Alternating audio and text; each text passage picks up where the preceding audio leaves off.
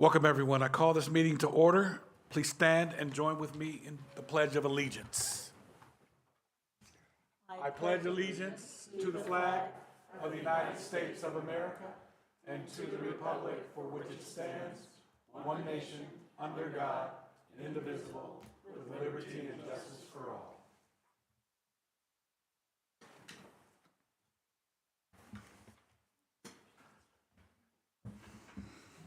Madam Secretary, will you take roll, please? Chair Burton, Present. Commissioner Puppy, Here. Commissioner Ragsdale, Here. Commissioner Kupsick, Here. Commissioner Damasio, Here. Commissioner Bassler, Commissioner Trupiano, Alternate Hester, Alternate Manuel, Here. Alternate Belshi, Alternate McDonald. Thank you, Madam Secretary.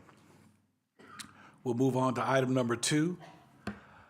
The office of Vice Chairperson has been vacant since our last meeting when I was elected chair. The position needs to be filled until the election of officers at the annual meeting at the beginning of the year. Are there any nominations for the office of Vice Chairperson? Chair, I'd like to make the nomination of Anthony Damasio for Vice Chair. I'll second that. The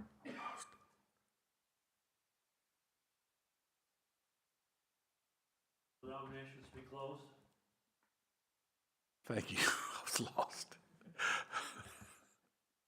I was going to make him, anyway. Can I call for a vote, please? It's been moved and seconded. All in favor? Aye. Any opposed? Vice Chair. We have a vice chair. Congratulations, man. It's a hard job. It's a hard job, but somebody's got to do it. Oh, I gotta be your right hand. All right. He sat at the end when he was Vice Chair. The next item on the agenda is the approval for minutes of October 22nd, 2004 Planning and Zoning Commission workshop and meeting, regular meeting. Are there any edits to the minutes? If not, may I have a motion, please? I move to approve the minutes of the workshop and the meeting as presented. Second that. It's been moved and second. All in favor? Aye. Any opposed?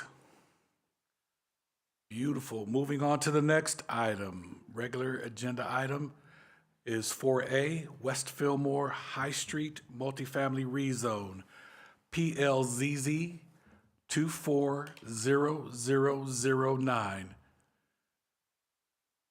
We have Mandy presenting. Commissioners, my name is Mandy Woods. I'm a senior planner with the Planning Division here at the City of Buckeye. Tonight, I will be presenting West Fillmore High Street Multifamily Rezone. For a quick project overview, the applicant on this is Katie Rounds with Cadence Group on behalf of High Street Ventures, the developer, and Summit Community Church, which is the current owner. Katie is here in the audience, just an FYI. The location is approximately 1,000 feet east of the northeast corner of Verado Way and Fillmore Street.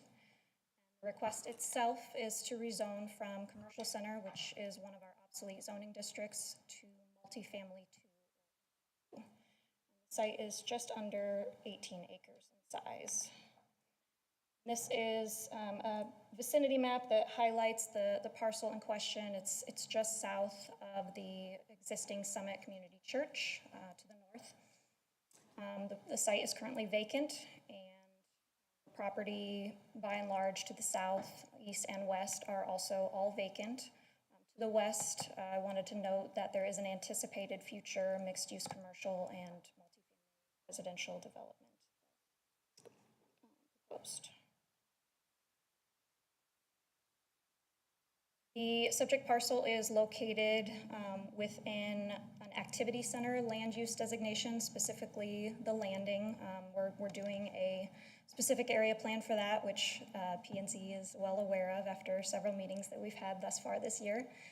And we envision that to be an employment, educational, and entertainment hub that serves this greater West Valley region, which offers diverse living opportunities. So with that, the proposed use and the proposed zoning would be consistent with the current vision of this landing area plan that's in process. The current zoning of the property, as I stated, is the obsolete district of commercial center, and the proposed zoning will be multi-family 2. Regarding public participation for this item, in accordance with our code requirements for rezoning, we had a neighborhood meeting, or rather the applicant hosted a neighborhood meeting on August 28th of this year. And that was held at the church just to the north, so a nice convenient location for participants. However, there were no outside parties that attended. It was just staff and the legal notice, the site posting, and all the mailing notice, all of that has been completed in accordance with code requirements, including for the city council hearing, although the legal notice will actually have to be done twice, just to make sure that we meet our code requirements on the amount of days that it has to be done before that hearing. But that has all been very much in compliance with our code requirements. And to date, we still have not received any public comments on the project. For future development, this is a kind of an FYI, you'll be seeing this in the future, but there is a pending site plan review for a 510-unit multifamily residential community that's proposed here, with a proposed density of 28.5 dwelling units per acre, but that will be at a separate meeting, a separate item for approval. And with that, the developer will be expected to complete any infrastructure improvements, but that'll be determined by that site plan approval. For services and schools, the property will be serviced by City Fire and Police, and the project team has been in contact with both of the high school and elementary school districts. They are working out any donation agreements that will be required as a result of this project coming in. For my recommendation tonight, staff recommends that Planning and Zoning Commission conduct a public hearing and then recommend approval of PLZZ 240009 to the mayor and city council, subject to conditions A through J, which are mostly boilerplate conditions for the project, typical for a rezoning, for the following reasons as stated on the slide. It furthers goals of the general plan as well as the landing that's proposed, conforms to our development code, and there are no outstanding issues from review on this rezone. And I believe that is my last slide. What would be best for the applicant to conduct their portion of the presentation and then hold the public hearing? Mandy, Chair, we'll leave that to you. If you would like to ask questions of Mandy now, or we can have Katie come up and do her presentation, and then you could ask questions afterward. Either would be fine with us. Thank you. Why don't we have Katie come up and do her presentation? Okay. Let me navigate.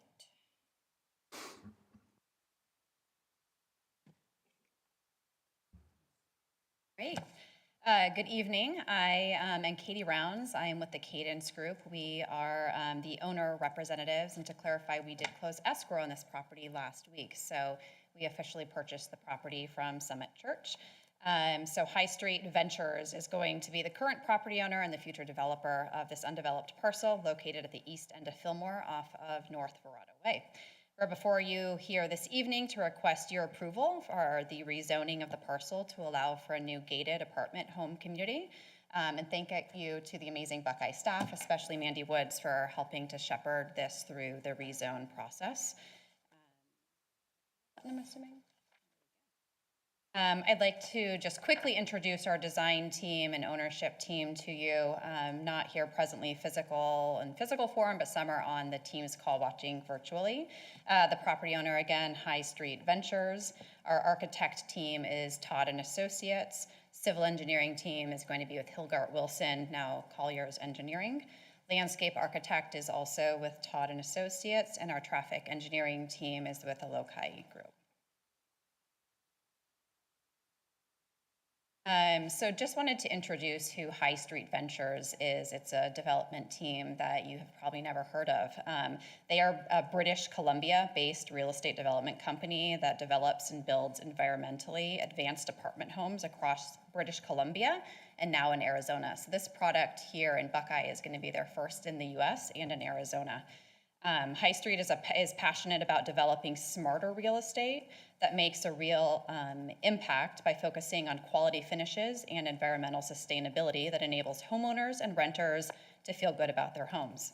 With approximately 4,000 apartment homes and 1,200 condominiums developed and owned across British Columbia, High Street is a committed multifamily developer and a long-term holder of their developed communities. So they develop and will hold and operate them for indefinitely. To High Street, quality finishes mean more than quartz countertops and high-end cabinetry. Quality means everything from the inside out as engineered to bring comfort, pride, and no carbon emissions to future renters and home occupants.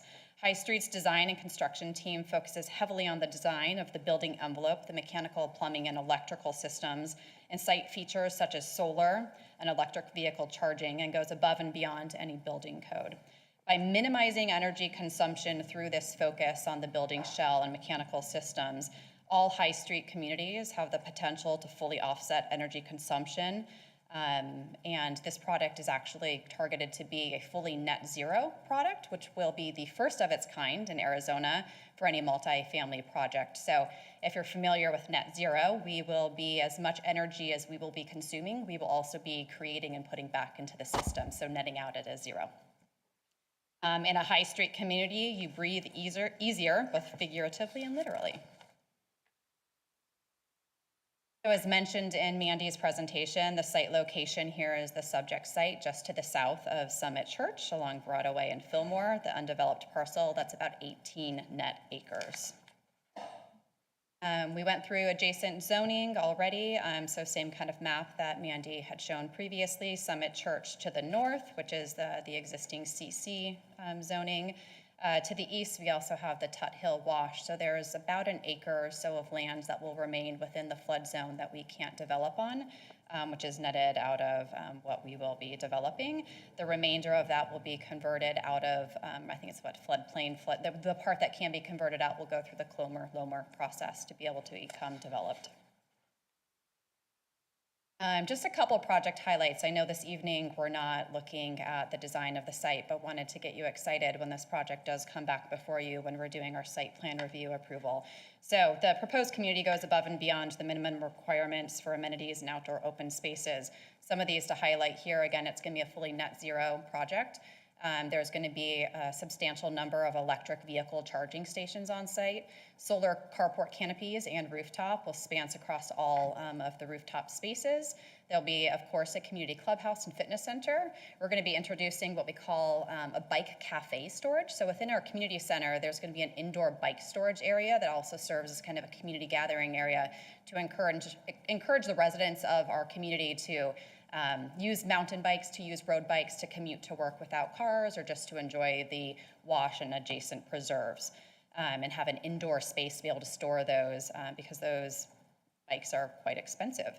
We're also going to have rain harvesting raised garden beds. So we'll be capturing rain that's coming off of the rooftops and using that to feed raised garden beds that the community residents will be able to plant in.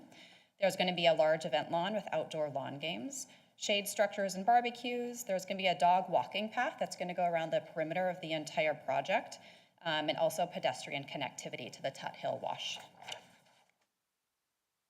And that wraps up my quick summary of the project. If you have any questions, I'd be happy to stay up here and answer them. Thank you. Thank you. Questions, Mr. Tripiano? Yes, I appreciate the rainwater capturing, but I don't know how much you know about Arizona in this area. It hardly ever All rains. 3 times. I know, I'm a resident, I do. I'm born and raised here. For when it does rain, we're gonna be able to capture that water and use it in those. And you're going to tanks. supplement it with regular Yes, water? yep, Okay. exactly. Mhm. What is the demographic you're targeting with this? Yeah, certainly. So this is 510 units. So we're trying to capture young professionals that are going to be working in this kind of retail corridor area at the hospital, medical, and retail spaces. So a large percentage of our units will be either studios or one bedrooms. So really targeting a young professional that's working and living in the area. And on-site trash and all that stuff? Yep, absolutely. Okay, thank you. Mr. Bassler? I see this as an exciting project. Look forward to it moving forward. Thank you. I appreciate it. Mr. Damasio? I have no questions. Upset. Thank you, Chair. It's very exciting. We've never seen anything that's all solar already. It's very, very exciting, so congratulations. Thank you. I'll say, I mean, it has a lot to do with that this property owner is a long-term holder of the asset. And so when you're a merchant builder and you're building multifamily and putting in solar, it's a very upfront capital expenditure. But because they hold on to this asset for so long, they can see the value of it over time. So yeah, it is a unique feature, and we hope to be kind of a trailblazer in this and allow others to kind of follow suit. Is there properties up in BC, a lot of solar and stuff? Yep, they've successfully done it up there with more clouds than we have here. So they feel that Arizona is really the perfect opportunity to go to a fully net zero community. That's exciting. Thank you. It looks like a wonderful project. Thank you. Ms. Puppy? I'm just going to echo what everybody else is saying. It's very exciting. Very much. Thank you. At this time, I'm going to open it up for a public hearing. Secretary, Ms. Secretary, are there any requests to speak? We have no speaker cards this evening, Chair. And if there are none, I'll open and close this all at the same time. Thank you.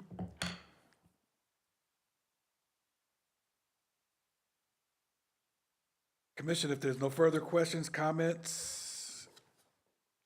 may I have a motion? I'm working on it. Oh, no, I'll make the motion to approve. there it is. For your reference. The rezone PLZZ-24-0009 with conditions A through J. Is it A? I will second that. It's been moved and second. Can I have a vote, please? All in favor? Aye. Any opposed? Motion passed. Moving on to the next regular agenda item, 4B, Ventana Ranch, preliminary plat, PLZS 240005, public meeting. Ms. Mandy Woods.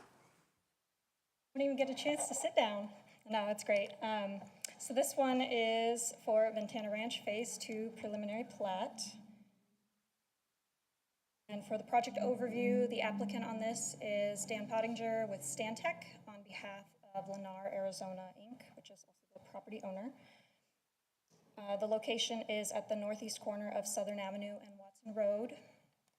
And the request is for a preliminary plat for a 419-lot, single-family detached residential community. The approximate size is about 93 acres. Just for clarity of what this affects, in red, this is the subject parcel that's affected. It is not the same thing as the project boundary itself. I've overlaid exactly how the residential portion of this fits in with the existing parcel. So right now the project or the property is vacant. To the north, we have the already approved Ventana Ranch Phase 1 community, the second phase of that. And then To the south is the proposed Ventana Ranch Phase 2 Commercial and Business Park project, which the commission has previously seen. So that is unaffected by this approval. And to the east is county residential, and to the west is existing residential. The general plan land use of the property is neighborhood, which is consistent with both the proposed use and density of the project. Existing zoning of the property is planned residential, and this district is specifically designed to accommodate residential subdivisions. It does allow for development standards to be determined by an approved plat. That's one of the features of our PR district. So as for the preliminary plat design, up on the screen is the site data table. Probably a little bit difficult to read, so I'll just hit the highlights. The overall density is about 4.7 dwelling units per acre. For open space, it's proposed almost 25 acres or 27.6%. The lot mix is 35 by 100s and 45 by 105s, and it's about 50-50. There's slightly more of the 35s than there are the 45s, and it is proposed in 3 phases, which is on the actual plat document. The lot mix, these are slightly smaller lot sizes than we've probably seen in recent approvals. It is definitely a trend market to have these smaller lots, and when combined with the phase 1 of Ventana Ranch, it's a range all the way from 35 up to I think 55s. So it's a good unit mix as far as smaller products for entry level versus a larger product for more established homeowners. This is the actual snapshot of the actual plat that's designed. You can see how this connects directly to the phase 1 to the north using that 233rd Avenue street. And then the typical lot sizes are just dimensioned off to the side there, the 35s and the 45s. For landscaping and open space, the landscaping theme will be consistent with, by and large, with phase 1 that was already approved. There are 4 amenity areas totaling over 5 acres for the residents to use. And then there are perimeter theme walls, secondary theme walls, partial view fences. All of that is rather consistent with what was designed and approved in phase 1. There is a pedestrian network of on-street sidewalks and off-street trails proposed. 10-foot secondary path will be provided along the eastern edge, which is one of the pathways identified in our Parks and Rec master plan. So they're going to honor that alignment. This is the conceptual landscape plan that was included as part of the preliminary plat application. This is a list of all of the different amenities that will be provided in those different amenity areas. And you can see there's things for smaller children, older children, adults, a pretty good mix of things for all ages and spread out throughout the community. So that way there's a good walking distance for the residents to reach these amenities. There will be shade structures on the play structures, or shade canopies on the play structures, and lighting will be provided on these amenity areas and any trails and pathways. This is just a quick exhibit of the pedestrian circulation plan. These are highlighting both the on-street and the off-street pedestrian networks that will be proposed as part of this project. So you can see it's very well connected to each of those amenities. And then the conceptual walls and signage plan just shows the primary theme walls, the secondary theme walls, and then the view fencing. Generally, the primary walls are kind of on the outer portions of the project. And then those view fences, the dashed magenta lines, those are by and large next to kind of the open spaces and amenity areas. Eyes on those amenity areas and give the residents a view of those amenities.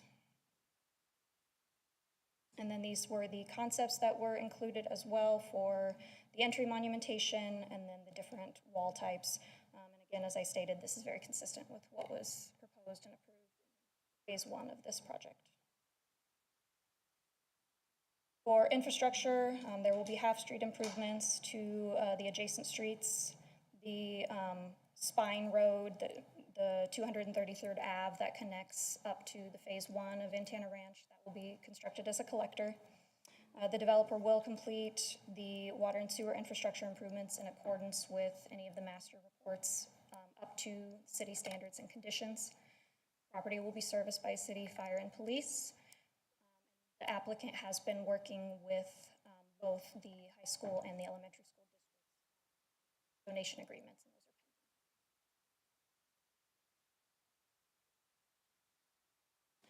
The recommendation for tonight is to approve PLZS 24-0005, subject to conditions A through X included in the staff report. For the following reasons: it furthers goals of the general plan, it conforms to our development code, and there are no outstanding issues from reviewing departments. Take questions. Thank you. Is there a presentation from the applicant? There is no presentation, however, both Dan and Vicki are here with the project team, and they're happy to answer any questions that I cannot. Thank you. Let's start down on this end this time. Ms. Puppy. Okay. Good evening, Ms. Katie. I have a question. So you said it's industry standard for the homes now to be that square footage that you had showed us, the 35 by 100, and then for the square footage of the actual Lots. It's a trend. Smaller lots are a trend. They are being approved elsewhere. Okay. Do you have any idea how many other communities we've had approved that have that small of a square footage? I do not. Just an estimate, or?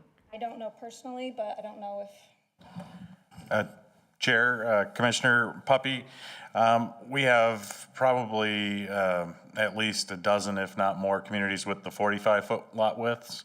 To the best of my knowledge, this is the first with the 35s. So this is offering a lot size that is new to the city. I did want to mention, it wasn't in my presentation, but even the smaller product type is going to have to go through separately the residential design review, where they will still be expected to meet all of our code requirements for standard. Okay. Yeah, I'm just concerned that seems really, really small, but, I mean, I can see the 4,500 or 40, well, I guess it would be a little over 4,500, but, yeah, 3,500 just sounds really small, but, I don't know, maybe that's the industry standard, that's where it's moving towards. Okay, thank you. Yeah, Chair, Commissioner Puppy, if I may add, and maybe Vicki would be good to address this, but they are aiming, Lennar, I'm speaking for Lennar here, they're aiming to make this an affordable option for folks that are currently priced out of the market. So first-time home buyers, I know their target audience for the 35s is city professionals, fire, police, teachers, et cetera, whose salaries, unfortunately, in the current market conditions that we're in, really don't allow them to purchase something that's larger. So that is their goal, and if I stated that correctly, you don't need to come up, okay? Thank you, Ken. Thank you, Katie. Ms. Ragsdale. We always called them patio homes. It works. A little tiny front yard, little fenced-in back area, no lawn to mow. Yeah. Life is good. I think it's a good idea. Thank you. I apologize. I addressed you by the wrong name. It's okay. I am so sorry. It's Mandy. Yes, it is. Okay, I apologize. Anything else, Ms. Ragsdale? Ms. Kupsak, please. I agree. I'd like just a house. Don't want any lawn, but so I'm okay with the 35. It looks like a great development. Mr. DeBasio. Not a question, it's more of a comment. It seemed like this is kind of bridging the gap between the bungalow houses and the other houses, so get them all different kinds. None further. Thank you. Mr. Bassler. Are these being built for rental or for purchase? Purchase. I just heard Purchase? yes, Okay. that's the target audience is purchase. I know that to the south of this is the transitional from the warehouses to the residential. What type of a barrier is going between the transitional area and the residential area?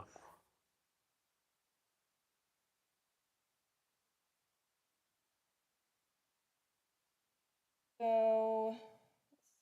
There is a street that is on one of the sides, so that forms a barrier on that portion of the project. And there are quite a few landscape tracks that assist in forming that barrier, and then, of course, a solid wall. It'll be no view fencing along those. And just to add to that, when the business park portion develops to the south, the eastern portion, where it juts up further north, there is a required landscape buffer on the industrial side. So it's not necessarily accounted for in this residential subdivision, but there will be a landscape buffer as well. Okay, thank you. Mr. Tripiano? Yeah, I really don't see anything wrong with the project itself. My only fear is that with the lots being smaller and more affordable homes, some big corporations are going to come and buy a bunch of the lots, then run them out for more than what the ideal was. But there's really nothing we can do about that. That's my only fear with the smaller lots, but it looks like a good project. Thank you. Thank you, Mr. Tripiano. As my contemporaries have already expressed, I like it. I have some kids that'll be coming, sending them your way, because they need to get out of my house. And it sounds like they can afford it. So thank you. Please. And thank you again. All right. May I have a motion? Chair, I'd like to make a motion to approve PLZS-24-0005, subject to conditions A through X. I'll second that. It has been moved and seconded. All in favor? Aye. Any opposed? Build those things. Thank you.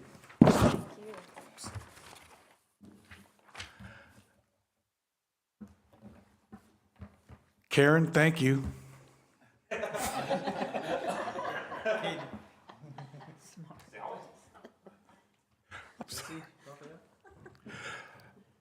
Agenda item number 5, comments from the public. Any members of the audience may comment on a non-agenda item. However, the open meeting laws do not permit the commission to discuss items not listed on the agenda. The commission may direct inquiries to the city staff, though. Are there no public? It's all family. Cool.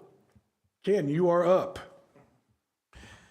Good evening, Chair Burton, is it? It's Woods. Chair Woods. That's funny. Not too much to pass along tonight. The only thing I did want to do, well, actually, maybe two things. One, I was thinking it would be cool if we have Canadian development applicants in the future, rather than voting aye, we could vote A. No, it just would be funny. And if we don't like it, we can call them hosers and put them on their way. Secondly, more seriously, I do want to congratulate and recognize Mandy. Not only did she present the entire agenda tonight, including the workshop, but earlier today, she passed the planning equivalent of the bar exam, which is the AICP, or American Institute of Certified Planners exam. She is now one of 2 staff members that have that accreditation, the other being Brian Craig, our Development Services Director. So she studied studied long and hard for several months on that, and I know her family's going to be relieved that she'll have time for them again. And because I always make things about myself, I must be a narcissist. I'm going to quote Plato, who says, "When you hire people smarter than you, it's a blessing and not a threat." So we've done a great job with Mandy. She's definitely one of the brightest minds that I've worked with, and so excited for her to have that accreditation. That's all I got. Congratulations, Mandy. It's too bad you had to do all this talking tonight. That was your reward. Cool. All right. Can you just hold on just a second? Planning and Zoning Commission summary of current events.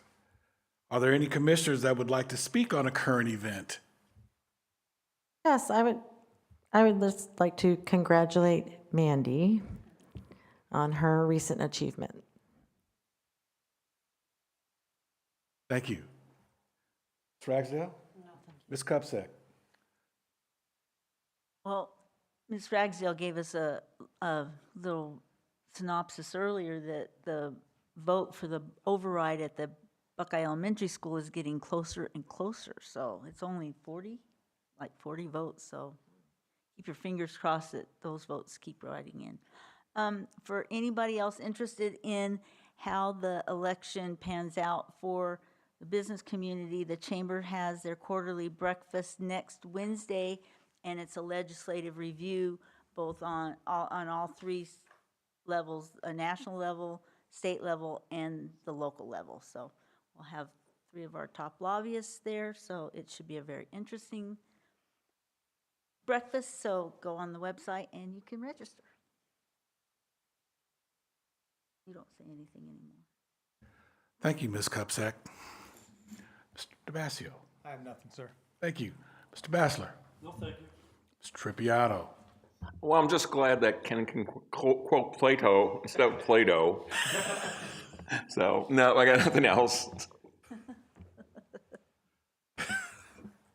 I eat Play-Doh. I quote Plato. This meeting has gone to hell in a handbasket. Thank you, everybody. Meeting is adjourned.